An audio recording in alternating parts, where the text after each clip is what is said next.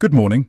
We continue our breaking coverage of what may be the most audacious military operation in recent Latin American history.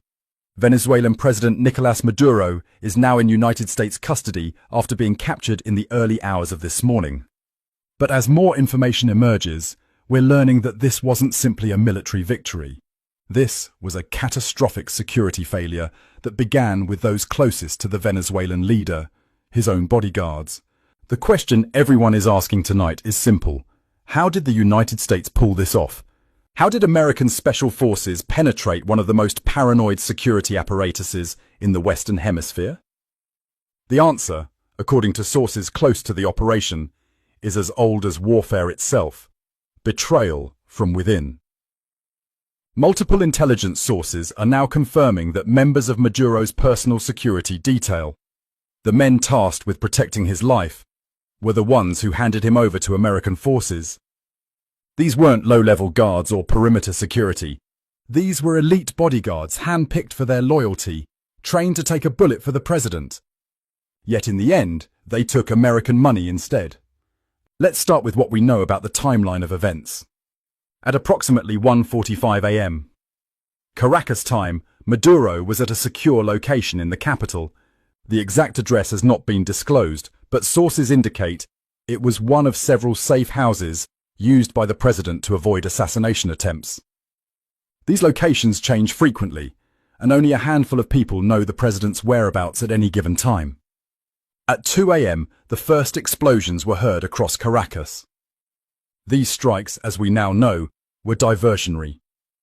While Venezuelan military forces scrambled to respond to attacks on Fort Tiuna and La Carlota airport, a much smaller operation was unfolding elsewhere.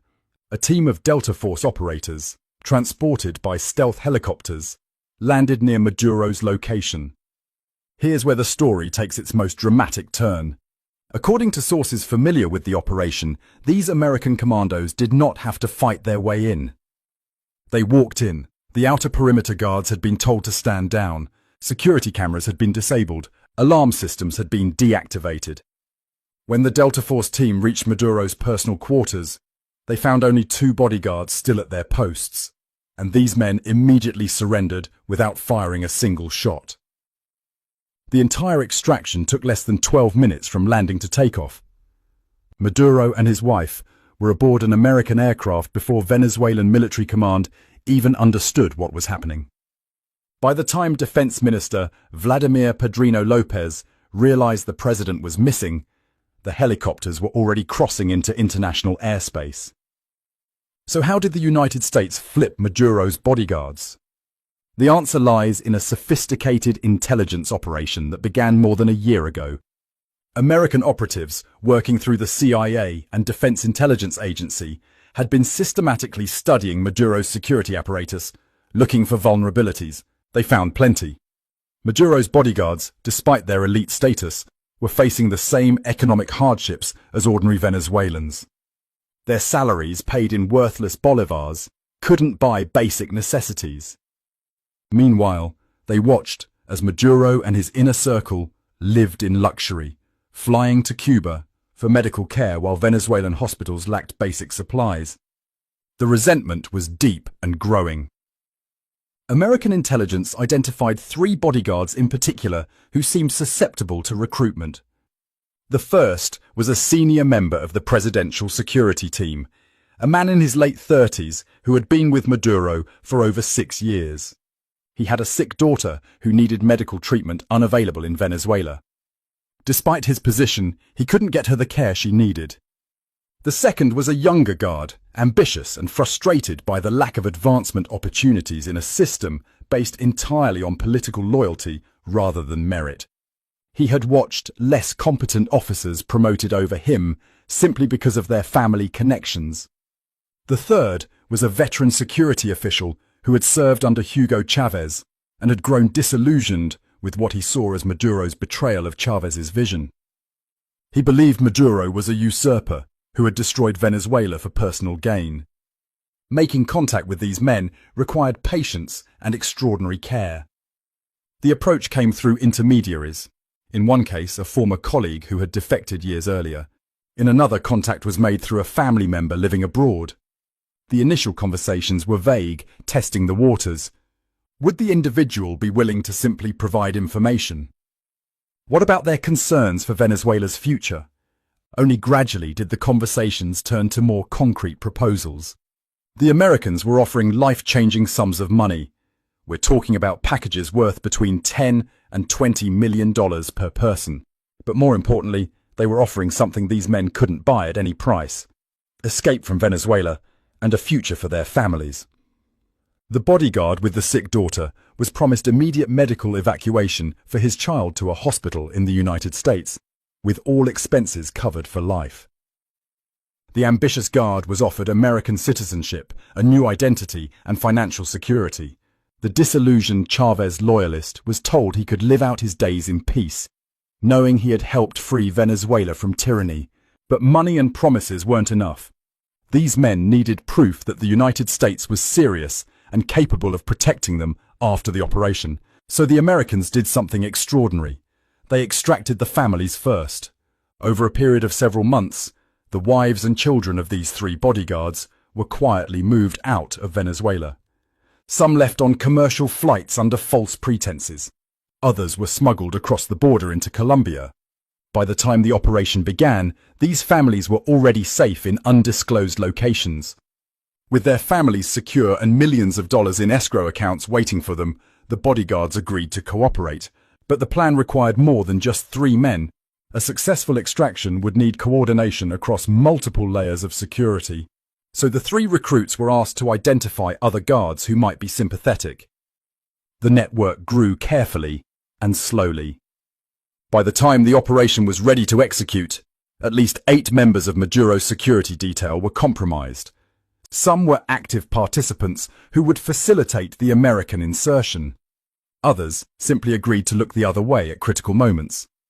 A few were told nothing but given instructions that would keep them away from their posts at the crucial time. The operation almost didn't happen. There were several false starts when Maduro changed his schedule or location unexpectedly. American forces were put on standby multiple times, only to stand down when conditions weren't right. The breakthrough came when one of the compromised bodyguards was assigned to overnight duty at the safe house where Maduro would be sleeping. This guard was able to provide real-time updates on the president's location and the disposition of security forces. He confirmed how many guards were present, where they were positioned, and most critically, which ones were part of the plan. When the Delta Force team received the final green light, they knew exactly what they were walking into. The actual operation was clinical in its execution. The outer security perimeter simply melted away as guards who had been paid off abandoned their posts or claimed they saw nothing. The Americans moved through the building, encountering no resistance. When they reached Maduro's quarters, the president was apparently asleep. He woke to find American special forces in his bedroom and his own bodyguards standing aside. There are conflicting reports about Maduro's reaction. Some sources say he immediately understood he had been betrayed and went quietly. Others claim he initially thought it was a training exercise or a test of his security team. One particularly dramatic account suggests he tried to appeal to his bodyguards' loyalty, reminding them of their oaths and the trust he had placed in them. If true, his words fell on deaf ears. These men had already made their choice. The extraction itself was textbook special operations work. Maduro and his wife were flex-cuffed, hooded, and carried to the waiting helicopters. The entire team was airborne within minutes. By the time the rest of Maduro's security apparatus realized something was wrong, it was far too late to respond. What's particularly striking about this operation is how thoroughly the Americans had penetrated Maduro's inner circle. These weren't peripheral figures or distant associates. These were men who stood next to the president every day, who knew his routines, his fears, his secrets. The fact that they could be turned speaks to the complete erosion of loyalty within the regime. It also reveals something important about the nature of authoritarian rule. Maduro's security didn't fail because of technological superiority or military overwhelming force. It failed because the system he built was fundamentally hollow. Loyalty purchased through fear and patronage is not loyalty at all. When a better offer comes along, it evaporates. The bodyguards who betrayed Maduro made a rational calculation. They looked at their options and chose survival and prosperity over continued service to a failing regime. They knew Venezuela was collapsing. They knew Maduro's grip on power was weakening. They knew that eventually there would be a reckoning. The Americans simply offered them a way out before that reckoning arrived. Now the question becomes, where are these bodyguards now? According to sources, they were extracted along with the American team. They're now in protective custody, likely being debriefed by intelligence officials. Eventually, they'll be relocated under new identities, their promised payments delivered, their families kept safe. For them, betraying Maduro was the beginning of a new life. For Maduro, it was the end. The man who survived coup attempts, assassination plots, and years of international pressure was undone not by his enemies, but by his own guards. The irony is almost Shakespearean. He trusted these men with his life, and they sold it for the price the Americans were willing to pay. This operation will be studied for years as a masterclass in intelligence work and psychological operations. The United States didn't need to invade Venezuela with tanks and troops. They didn't need to bomb Caracas into submission. They simply needed to identify the right people, make the right offers, and wait for the right moment. The bodyguards did the rest.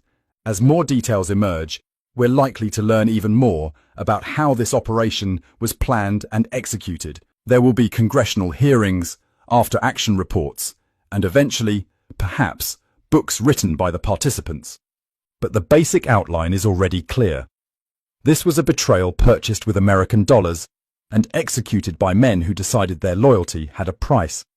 The broader implications of this operation are still unfolding. What happens to Venezuela now? Will there be chaos or a transition? What about the bodyguards still in Venezuela who weren't part of the operation? Are they now suspects facing potential execution?